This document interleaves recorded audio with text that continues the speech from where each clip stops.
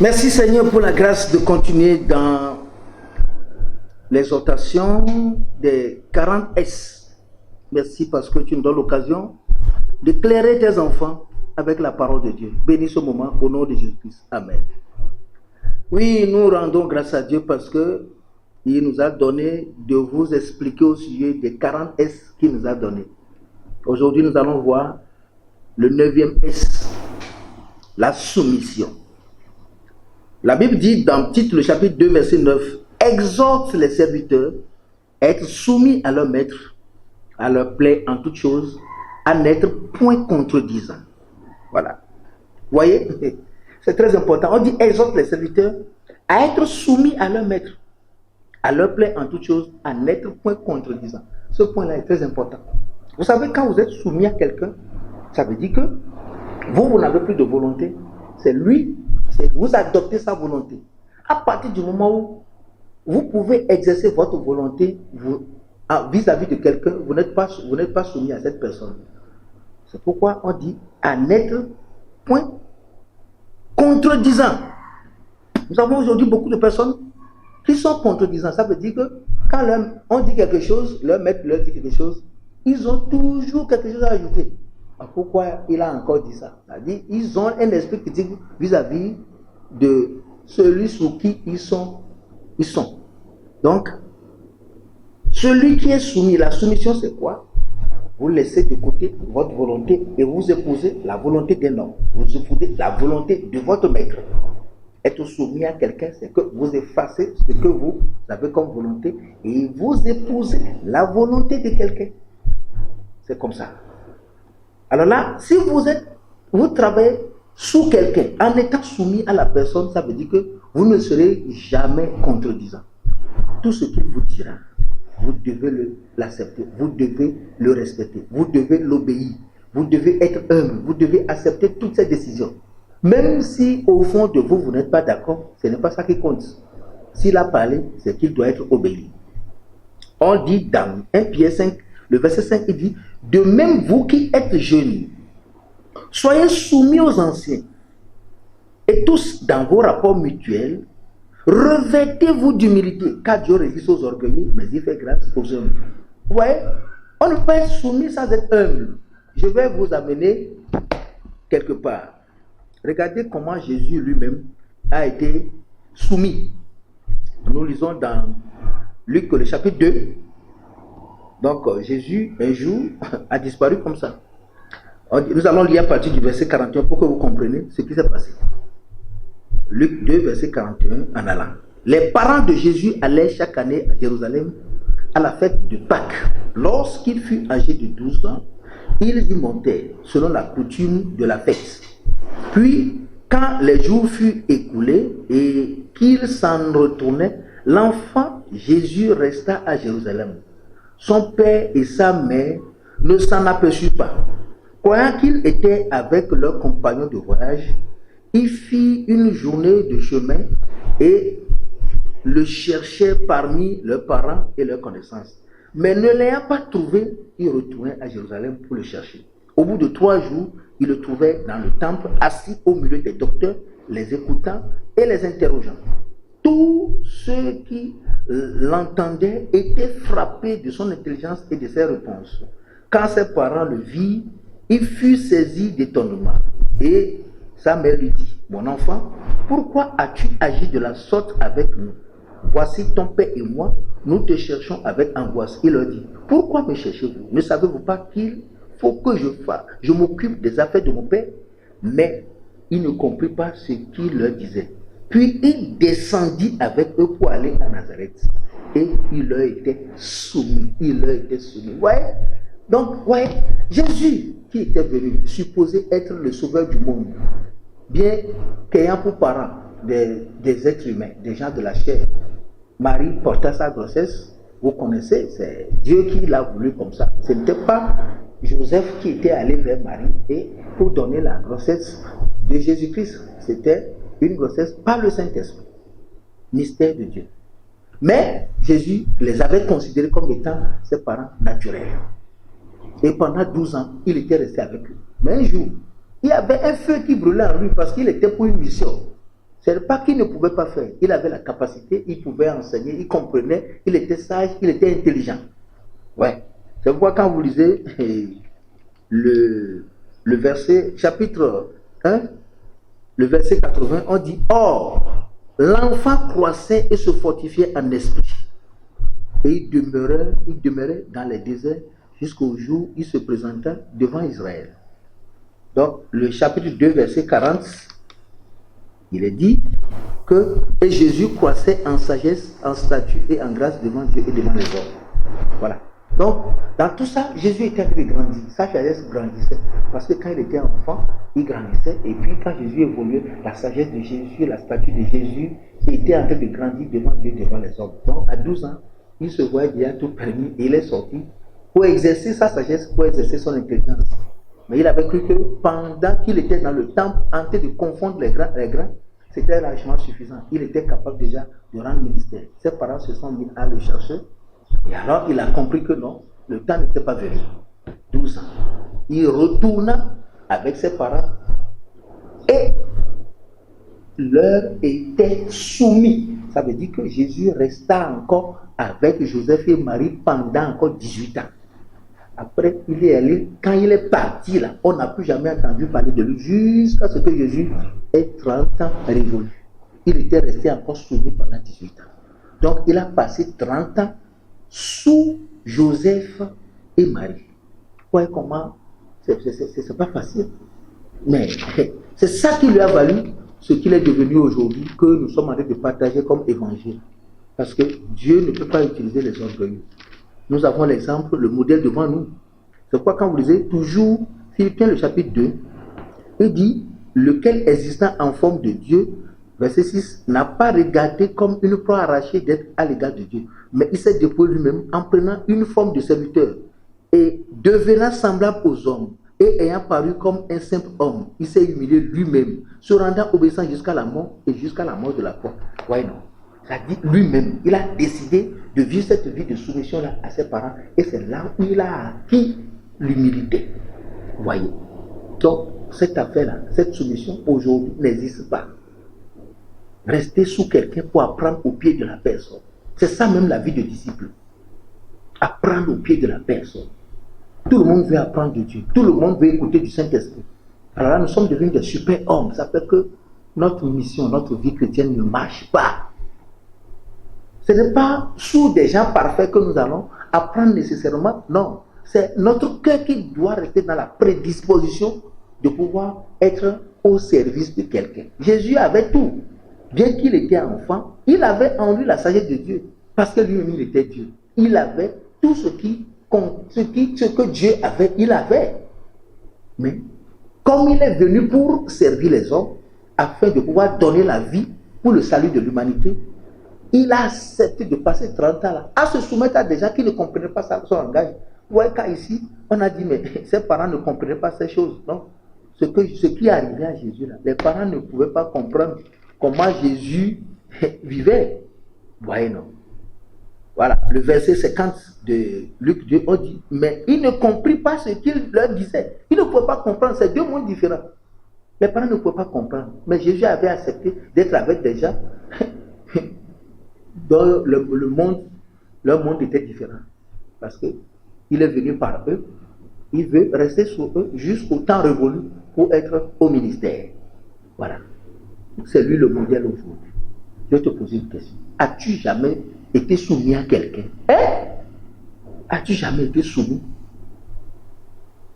Est-ce que tu as quelqu'un que tu crains dans la vie? Si la personne parle, c'est fini, tu ne parles plus. Est-ce que tu crains quelqu'un? C'est ça la solution. Est-ce qu'il y a quelqu'un dont la parole pour toi est l'évangile? Tout ce qu'il dit, c'est ça? Ou bien toi, tu as toujours quelque chose que tu dois ajouter à ce qu'on te dit. Tu trouves toujours ce qui ne va pas. Tu es toujours en train de poser des questions. Tu es toujours en train de contrecarrer les gens. Tu es toujours en train de critiquer. Tu es toujours en train de calomnier. Alors, c'est ça aujourd'hui. Où les brebis critiquent les dirigeants. Quand vous voyez le mal dans votre dirigeant, à qui vous devez votre vie? Vous ne serez jamais soumis à quelqu'un. Ainsi, vous ne pouvez jamais être grand. Celui qui n'est pas soumis est orgueilleux. Et celui qui est orgueilleux, Dieu le résiste. Parce que l'humilité passe par la soumission. C'est ça notre monde aujourd'hui. Hein? Luc, le chapitre 10, le verset 17. Nous allons lire quelques versets là pour vous permettre de comprendre que la soumission fait partie de la vie chrétienne. Dieu ne nous a pas donné les 40 S pour rien. C'est pour que nous puissions apprendre.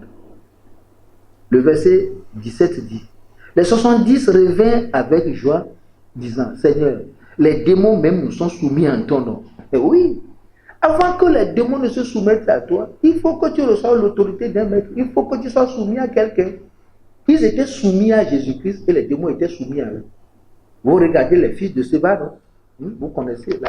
Le temps est contre nous, sinon nous allons parcourir toute cette Bible-là en quelques minutes. Hein? Ouais, non.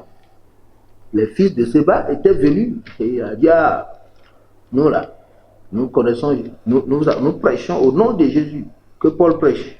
On dit: ah bon, vous qui êtes-vous? Ouais, non.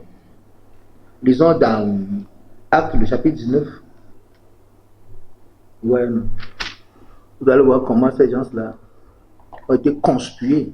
La Bible dit, verset 13 dit: quelques exorcistes juifs ambulants essayaient d'invoquer sur eux, sur ceux qui avaient des esprits malins, le nom du Seigneur Jésus, en disant: je vous conjure par Jésus que Paul prêche.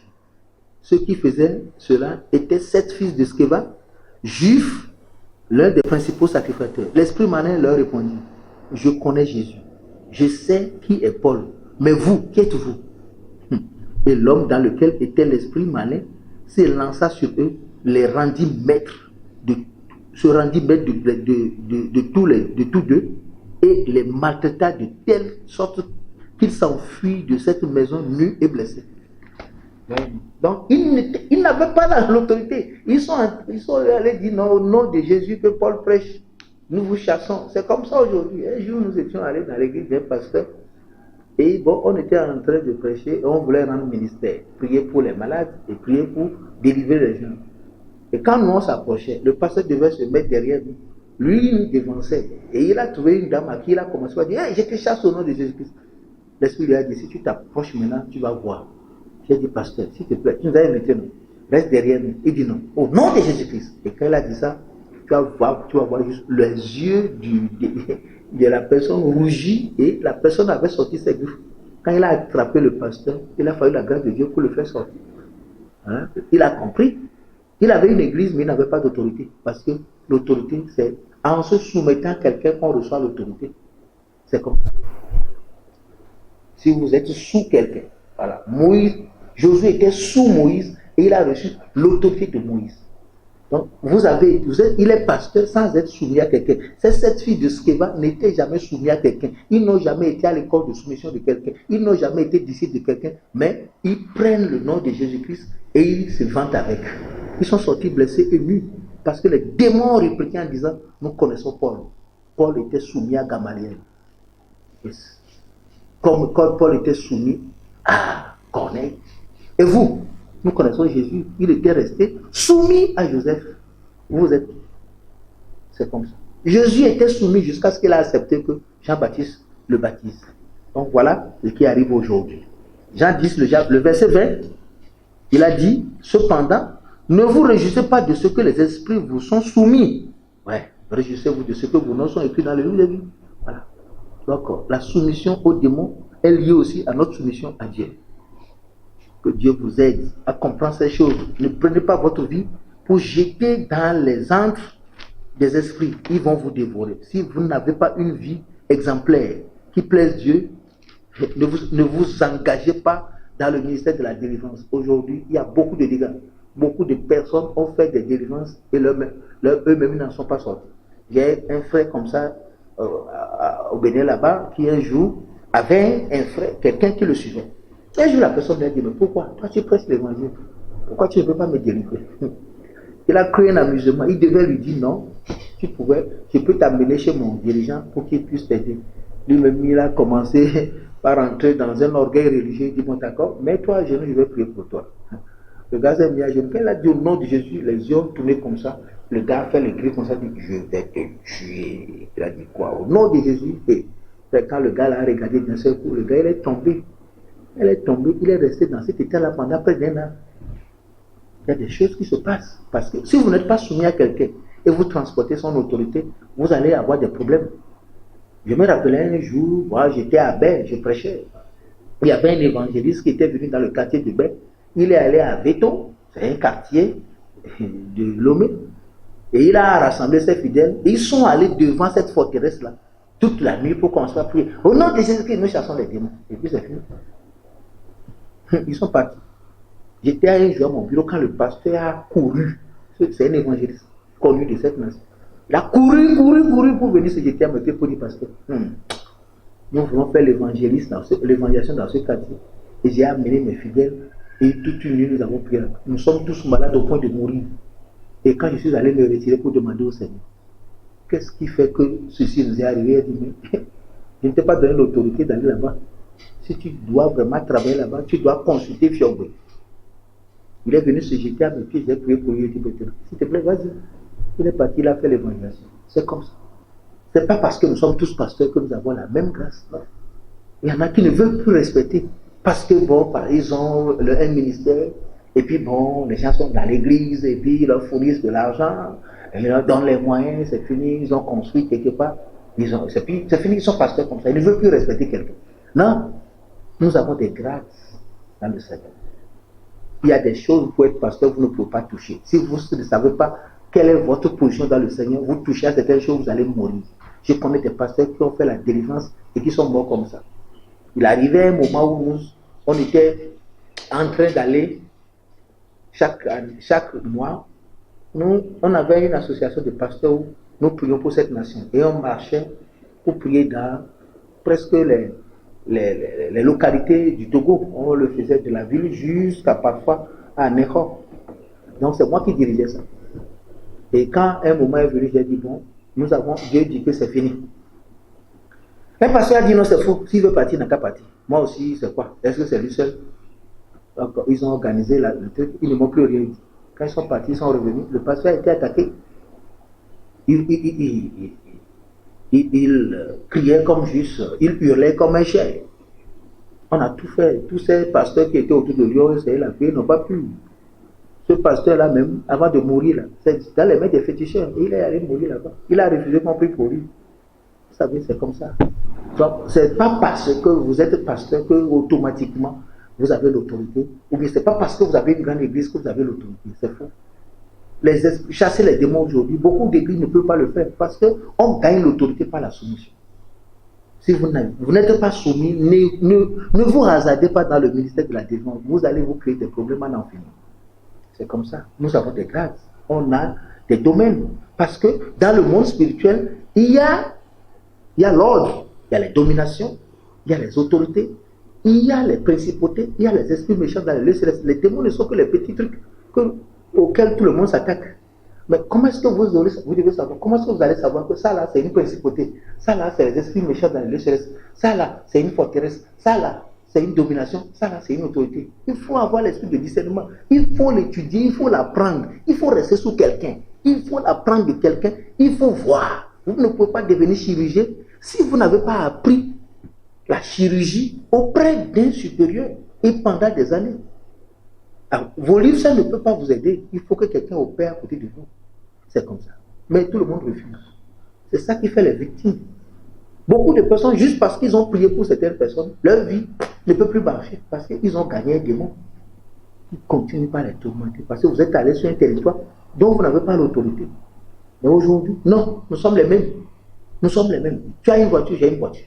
Tu as une église, j'ai une église. C'est fini. Ah, n'importe qui se lève, je suis prophète. Et nous rentrons dans des choses que nous ne maîtrisons pas. Et c'est ça qui fait que nous sommes ridiculisés aujourd'hui. Nos églises sont remplies des personnes à problème, des personnes à trouble. Mais ils ne pourront pas nous engager dedans. C'est vrai, ils nous ont ramassé l'argent suite aux mensonges et nous sommes en train de vivre en opulence. Mais demain, nous regretterons. Parce que déjà là, nous sommes impuissants.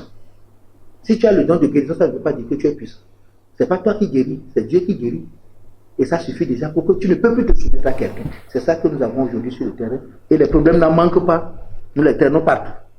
1 Pierre 2, verset 13.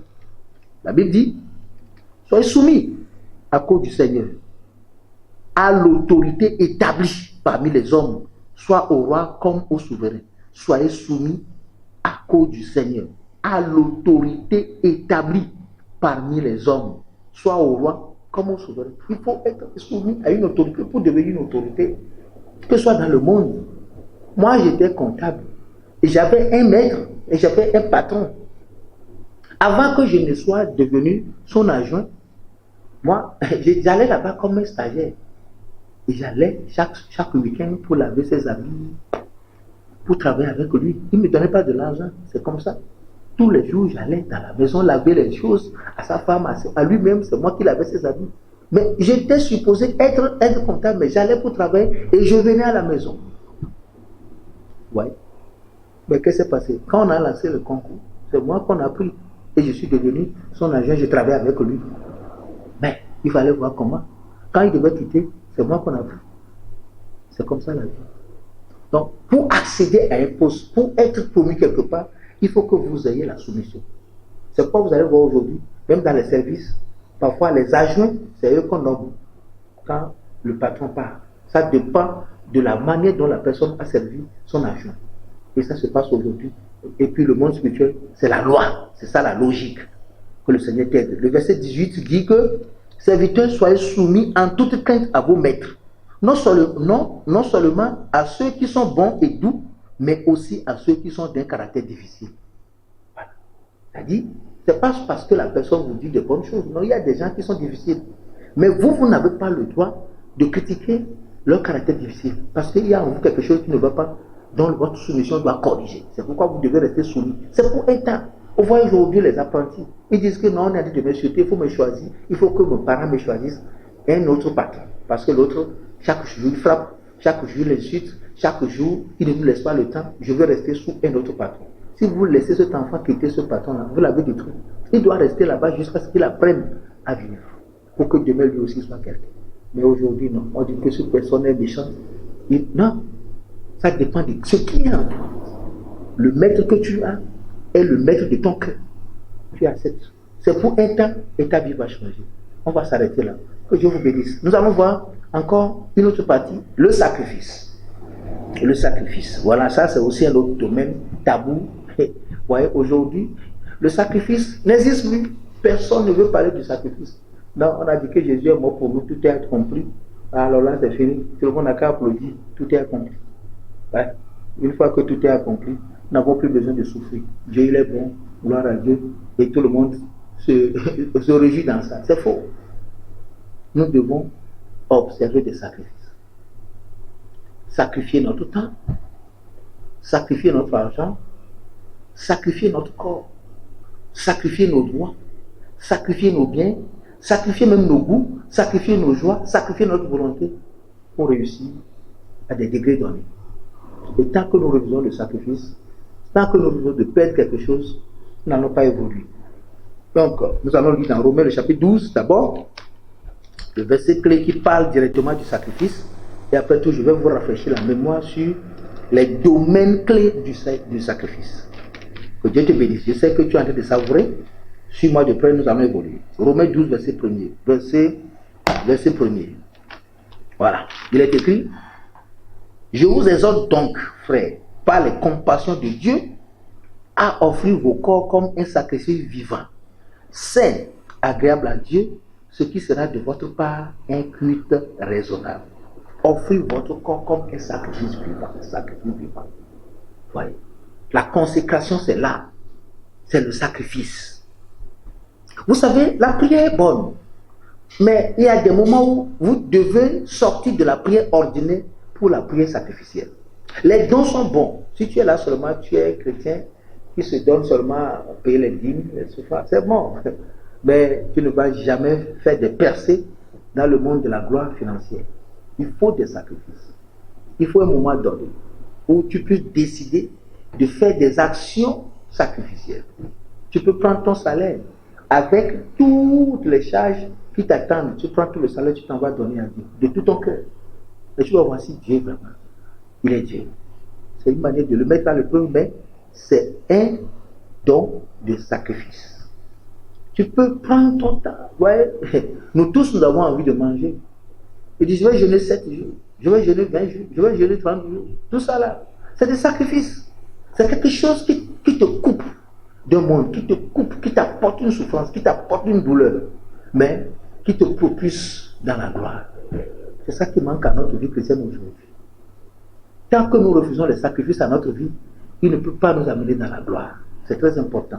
Regardez Paul par exemple, dans Philippiens, ouais. Philippiens 3. Philippiens 3, à partir du verset 7. Il dit, mais ces choses qui étaient pour moi comme des gains, je les ai regardées comme une perte à cause de Christ.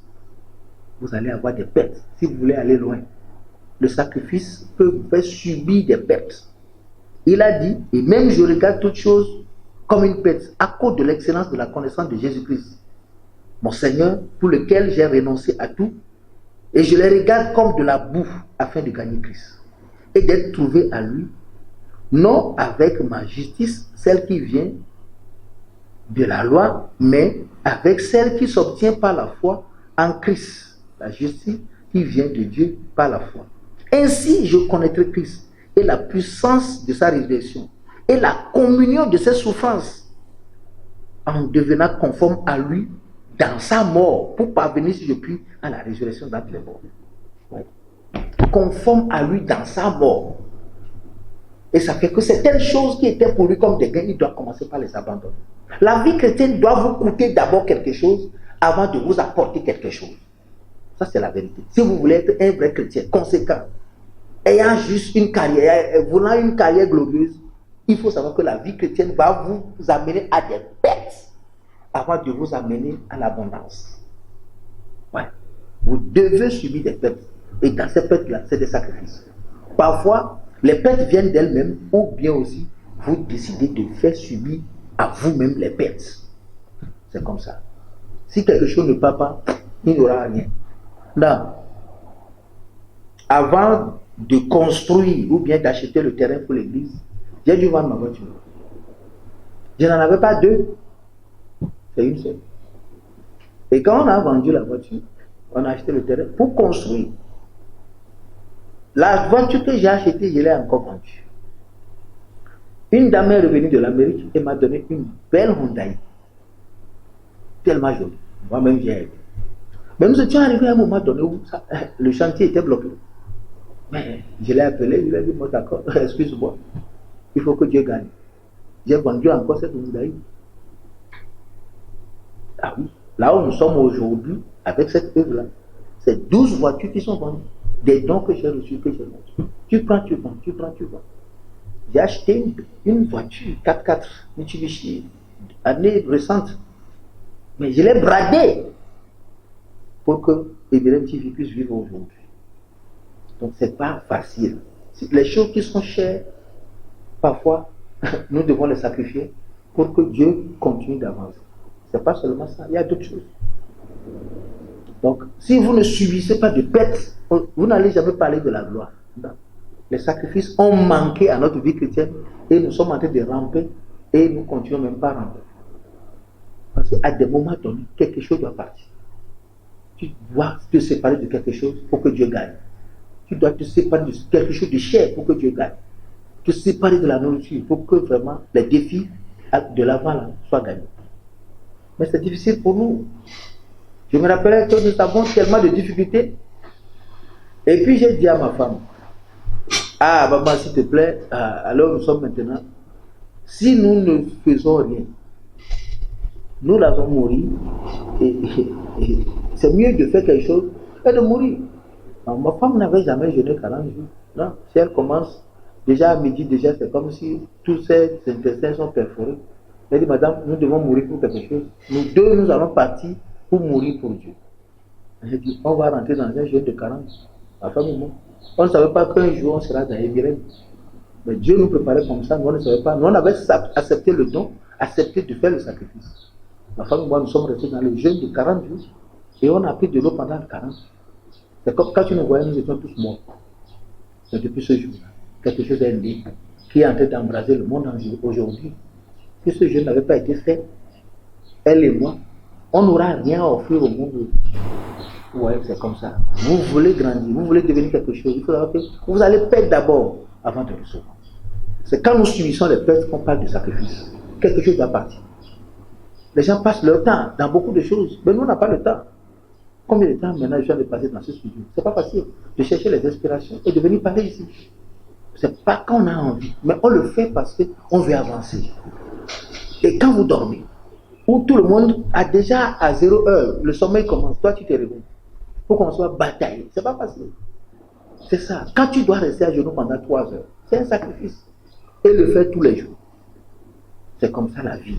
Donc, si vous voulez vraiment servir le Seigneur, vous voulez devenir quelque chose en tant qu'enfant de Dieu, vous devez introduire les sacrifices dans votre vie. Si vous ne perdez rien, vous n'aurez rien. C'est d'abord les pertes, c'est subir les pertes. Ce qui était des gains pour Paul, il les a perdus. Les gens m'ont insulté quand je vendais les choses. Un jour, Dieu m'a dit cesse de les vendre. J'ai dit non. Si tu dis de cesser de les vendre, alors tu es obligé de me donner ce qu'il faut. Et tous les mois aujourd'hui, tout quelqu'un, il doit vendre encore. J'ai mis même cette maison en vente. Il m'a dit, s'il te plaît, assez c'est assez. Parce que je voulais réussir.